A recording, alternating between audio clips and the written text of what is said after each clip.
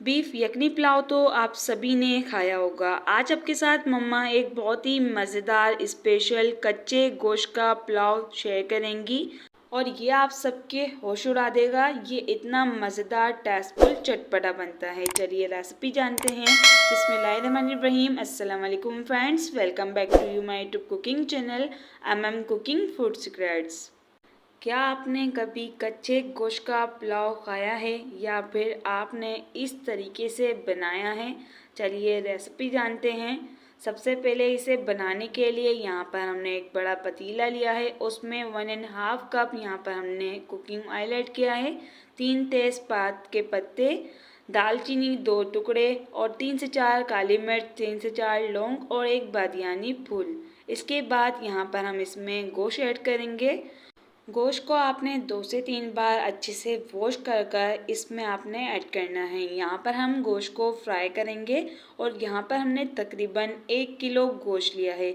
आप चाहें तो चिकन की भी ये रेसिपी बना सकते हैं या फिर मटन से भी ये रेसिपी बना सकते हैं। हमने यहाँ पर गोश्त को इस तरीके से फ्राई करना है ताकि इसकी स्मेल अच्छे से ख़त्म हो जाए।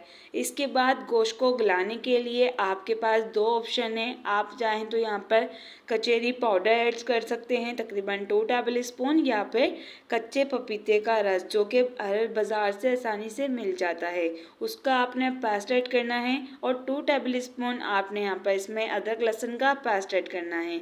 इससे इसकी स्मेल भी ख़त्म हो जाएगी और बहुत ही अच्छा टेस्ट आएगा। ये देखें, हमने इसे अच्छे से फ्राई कर लिया। आधी कटी हुई आपने प्याज ऐड करनी है, 1 टीस्पून ज़ीरा ऐड करना है। दोबारा हम यहाँ पर अच्छे से इसे फ्राई करेंगे। गोश्त को आपने अच्छे से फ्राई करना है ताकि जितनी भी गोश्त की स्मेल है वो अच्छे से ख़त्म हो जाए।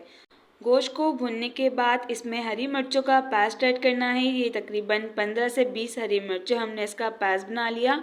2 टेबल स्पून आपने यहाँ पर कुटी हुई लाल मिर्च ऐड करनी है, 1 टीस्पून गरम मसाला पाउडर और 2 आपने यहाँ पर छोटे साइज़ के टमाटर लेने हैं, उसको चॉप करके इसमें ऐड करना है।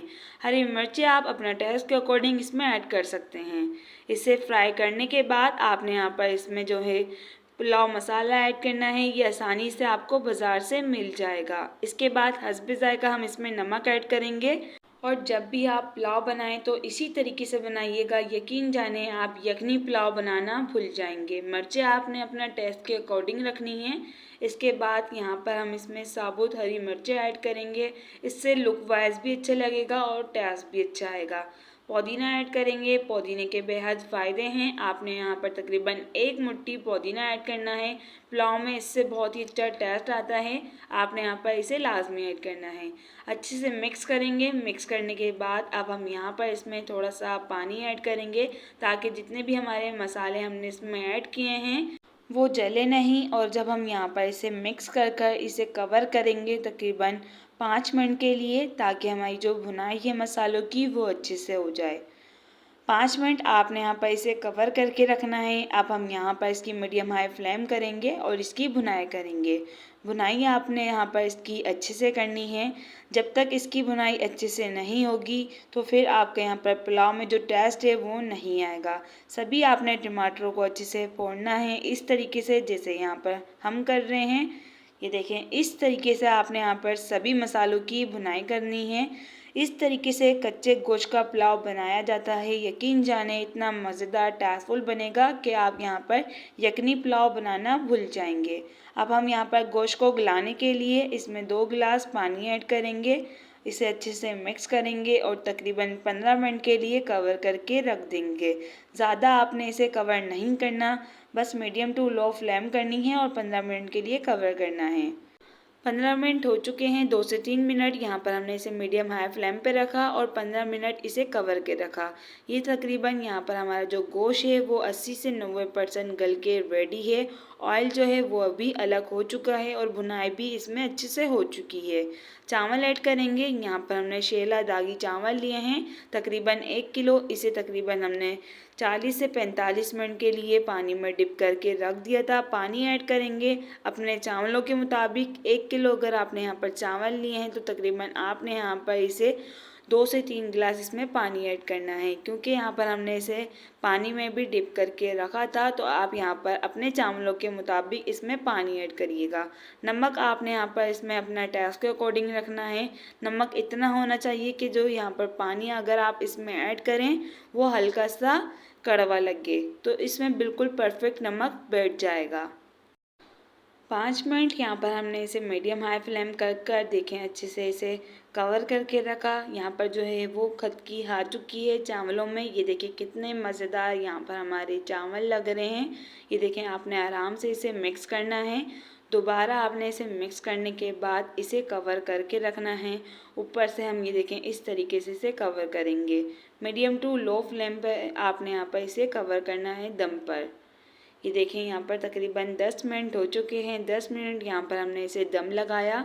चावल यहाँ पर हमारे अच्छे से बन चुके हैं। अब हम यहाँ पर सभी चावलों को अच्छे से मिक्स करेंगे। आपने यहाँ पर बहुत ध्यान से इसे मिक्स करना है ताकि जो भी आपके चावल हैं वो टूटे नहीं। ये देखें यहाँ पर हमारे जो चावल हैं वो कितने मज़ेदार, लुक वाइज भी अच्छे लग रहे हैं और कितने खिले खिले बन के रेडी हैं। अगर आपको ये रेसिपी पसंद आए तो प्लीज़ कमेंट्स बॉक्स में लाजमी बताइएगा और अपना फीडबैक देना मत भूलिएगा। रेसिपी पसंद आए तो प्लीज़ अपनी फैमिली फ्रेंड्स के साथ इस रेसिपी को लाजमी शेयर करिएगा। कमेंट्स बॉक्स में लाजमी बताइएगा। लाइक, कमेंट, शेयर, चैनल को सब्सक्राइब, बेल आइकन को प्रेस करना मत भूलिएगा ताकि सभी आने वाली अच्छी अच्छी रेसिपीज़ की नोटिफिकेशन आप तक आ सकें।